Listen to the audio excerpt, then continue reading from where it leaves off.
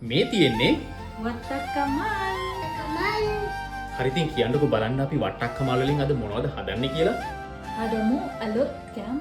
අලුත් කෑමක්. හොඳට හොදමු. හොඳට සුද්ධ කරන්න. එක අයින් කරන්ද? දැන් හරි. මේ තියෙන්නේ chicken umbrella. Serena. Mumiris karapincha. Yesus tika. Luno gamiris. හොඳට කලවම් කරන්න. පම්පිටි. බිත්තරයක්. සුදු ලුණු powder. උර දාලා කලවම් කරන්න. දැන් අපි මේ මල් වලට හදාගත්ත පේස්ට් එක පුරවනවා. මෙහෙම. බටර් එකට දාලා පංකුදු.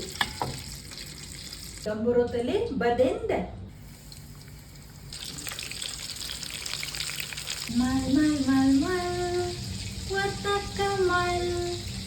Una watakamal kamalasti. ඔන්න එහෙනම් කාලා බලමු.